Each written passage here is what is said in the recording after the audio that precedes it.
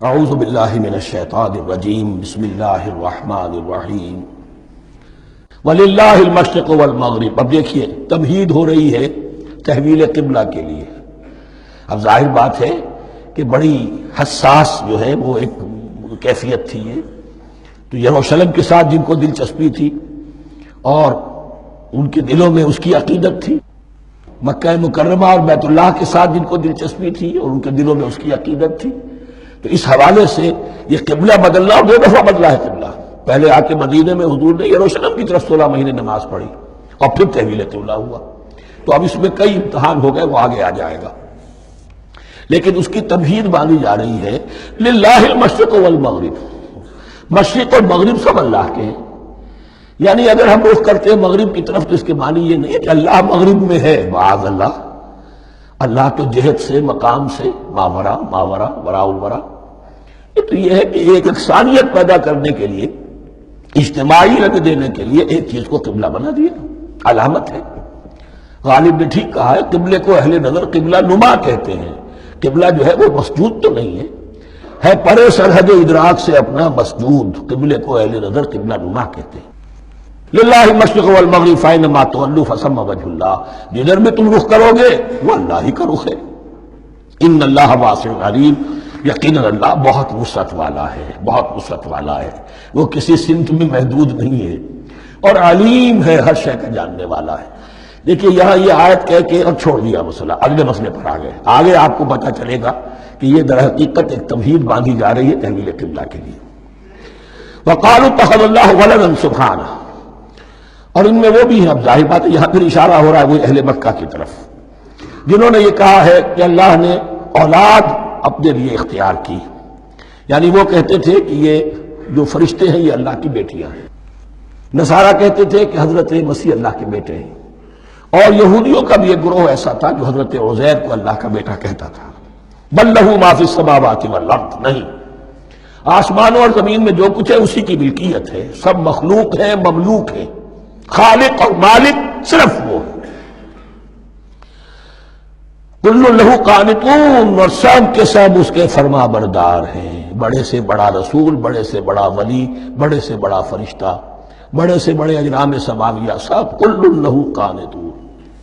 Badie السماوات والارض، وہ آسمان اور زمین کو پیدا کرنے والا ہے بغیر کسی شے کے۔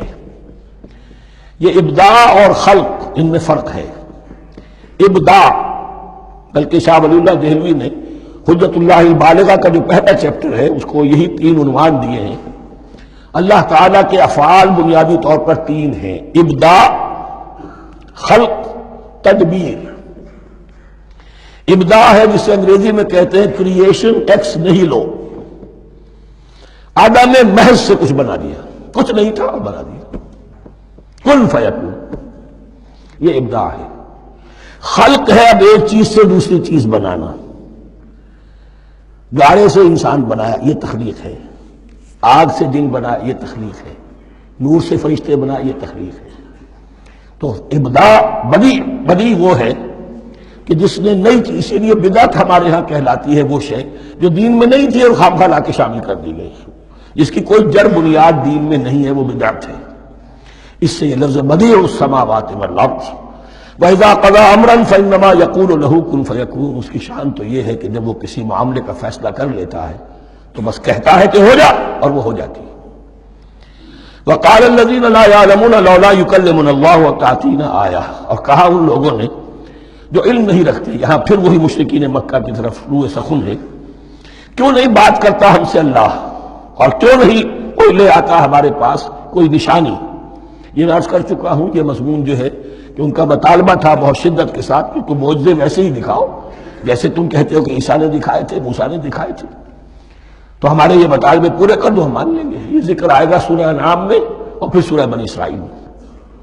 كَذَلِكَ قَالَ الَّذِينَ مِن قَبْلِهِمْ مِثْلَ قَوْلِهِمْ، اسی طرح کی باتیں جو لوگ ان سے پہلے آئے تھے وہ بھی کہتے رہے۔ تشابہت قلوبہم، ان کے دل ایک دوسرے سے مشابہ ہو گئے ہیں۔ قد بینا الآیات لقوم یوقنون، اور ہم نے تو اپنی آیات کو واضح کر دیا ہے ان لوگوں کے لیے جو یقین کرنا چاہیں۔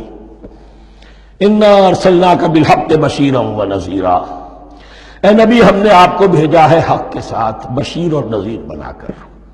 بنیادی حیثیت آپ کی یہ ہے کہ آپ اہل حق کو بشارت دیں، فراح و ریحان و جنت نعیم، فسلام لک من اصحاب الیمین، یہ بشارت دیجیے۔ اور جو غلط راستے پر جائیں، کفر کریں، منافقت میں مبتلا ہوں، ملحد ہوں اور بدعملی کریں، ان کو آپ خبردار کر دیجئے کہ جہنم ان کے لیے تیار کر دی گئی ہے۔ آپ کا کام دعوت ہے، ابلاغ ہے، تبلیغ ہے، نصیحت ہے۔ وَلَا تُسْأَلُ عَنْ أَصْحَابِ الْجَحِيمِ، آپ سے سوال نہیں کیا جائے گا جہنمیوں کے بارے میں کہ محمد یہ کیوں جہنم میں پہنچ گئے، ہم نے تمہیں بھیجا تھا، تمہارے ہوتے ہوئے یہ جہنمی کیوں ہو گئے؟ نہیں، یہ آپ کی ذمہ داری نہیں ہے۔ کون جنت میں جانا چاہتا ہے، کون جہنم میں جانا چاہتا ہے، یہ آدمی کا اپنا فیصلہ ہے۔ آپ کا کام ہے کہ حق کو واضح کر دیں، ہاں وضاحت میں کمی نہ رہ جائے، حق واضح ہو جائے، کوئی اشتباہ نہ ہو، بالکل مبرہن ہو جائے، واضح ہو جائے، بس یہ ذمہ داری آپ کی ہے، اس سے زیادہ نہیں۔ یہ مسئولیت جو ہوتی ہے، انسان اگر اپنی اصل مسئولیت سے زیادہ ذمہ داری اپنے سر پر ڈال لے تو اس سے بھی بہت بڑی بڑی گمراہیاں پیدا ہوتی ہیں۔ اور اس کا جو تذکرہ ہو رہا ہے بڑی گمراہی تو معاذ اللہ وہ تو ہمارے حوالے سے ہوتی ہے۔ ہمارے ہاں کی بہت سی جماعتیں جو ہیں اسی طرح کی غلطیوں کی وجہ سے وہ غلط راستوں پر پڑ گئی، پوری تحریکیں برباد ہو گئی۔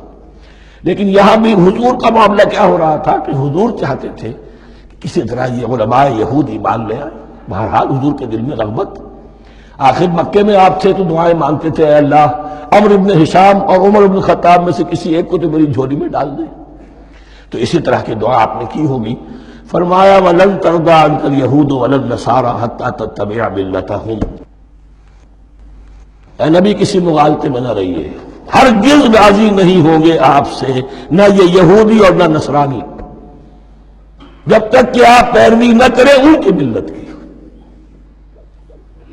لہذا امید منقطع کر لیجیے، اس لیے کہ زیادہ امید ہو تو مایوسی ہو جاتی ہے۔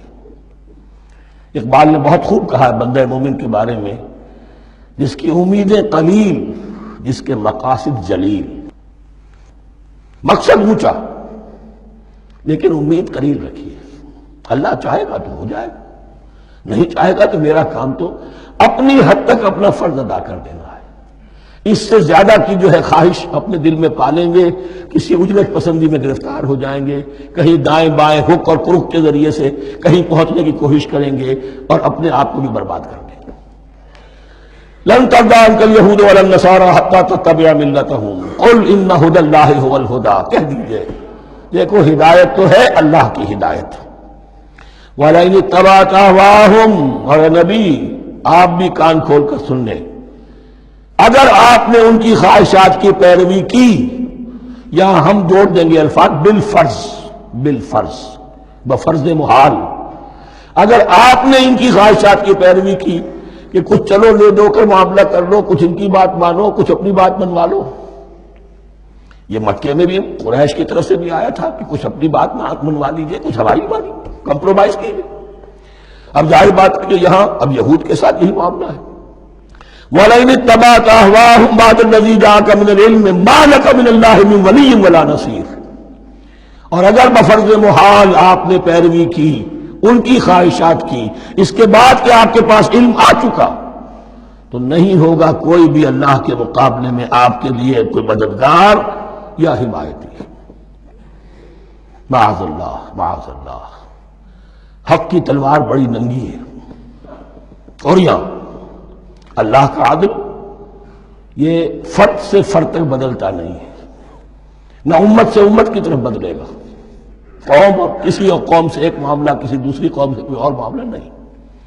اللہ کے اصول ہیں، اللہ کے قوانین ہیں، اس کی فطرت ہے، فطرت اللہ التی فطر الناس علیہا، پھر یہ کہ اس کی سنت ہے، لن تجد لسنت اللہ تحویلا ولن تجد لسنت اللہ تبدیلا۔ صدق اللہ العظیم۔